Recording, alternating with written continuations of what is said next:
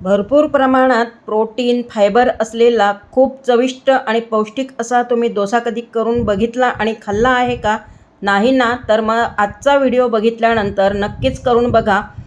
डोसा तयार करण्यासाठी इथे मी 1 कप हिरवे मूग, 3 टेबलस्पून तांदूळ, 2 टेबलस्पून उडदाची डाळ, 1 चमचा मेथी दाणे घातले. 3 ते 4 पाण्याने अगदी स्वच्छ धुवून घ्यायचे आहेत आणि आता त्यामध्ये मग थोडं पाणी घालून 7 ते 8 तास हे भिजवून घ्यायचं आहे.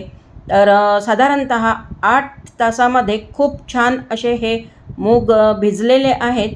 आता हे भिजवून घेतलेले मूग आणि तांदूळ मिक्सरच्या पॉटमध्ये घालून घेतले आणि ह्याची फाईन अशी पेस्ट तयार करून घ्यायची आहे. म्हणजेच डोस्याचं बॅटर तयार करून घ्यायचं आहे. चवीनुसार ह्यामध्ये मी आता मीठ घातलं आणि व्यवस्थित असं मिक्स करून घ्यायचं. नेहमी आपण डाळ आणि तांदूळ भिजत घालून डोसे तयार करत असतो, पण ह्यापुढे तुम्ही हा व्हिडिओ बघितल्यानंतर ह्या पद्धतीनेच डोसे तयार करून बघा.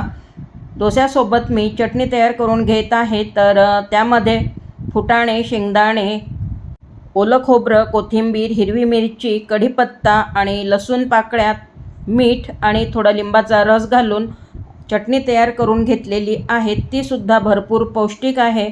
एका भांड्यामध्ये अगदी बारीक चिरून घेतलेला कांदा, सिमला मिरची, कोथिंबीर, हिरवी मिरची, थोडे स्वीटकॉर्न, किसून घेतलेला गाजर आणि किसून घेतलेला पनीर घातला. त्यामध्ये आता थोडे चिली फ्लेक्स, जिरं पावडर, टोमॅटो सॉस घातलं. चवीनुसार थोडं मीठसुद्धा घातलं आणि सर्व मिश्रण जे आहे ते व्यवस्थित मिक्स करून घ्यायचं आहे. डोसे तयार करणार आहोत तर नॉनस्टिकच्या तव्यावर मी तेल आणि पाणी लावून कापडाने पुसून घेतलं. आता ह्यावर डोस्याचं बॅटर टाकून घ्यायचं आणि चमच्याने डोसे व्यवस्थित असे पसरवून घ्यायचे आहेत. तयार डोस्यावर आता हे जे मी मिश्रण तयार करून घेतलेलं होतं ना, तर ते घातलं.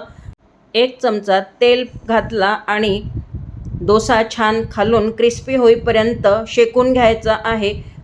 व्हिडिओमध्ये तुम्ही बघू शकताच की डोसा किती कुरकुरीत तयार झालेला आहे. मस्त असे हे डोसे तयार झालेले आहेत. ह्या डोस्यामध्ये आपण मुगाचा वापर केला, सोबतच भरपूर भाज्यासुद्धा घातल्यात. त्यामुळे अत्यंत पौष्टिक असे हे डोसे तयार होतात. रेसिपी कशी वाटली आहे कमेंटमध्ये सांगा आणि आवडली असेल तर लाईक, शेअर, सबस्क्राईब करायला विसरू नका. पुन्हा भेटूयात अशाच छानशा पौष्टिक रेसिपीसोबत. धन्यवाद.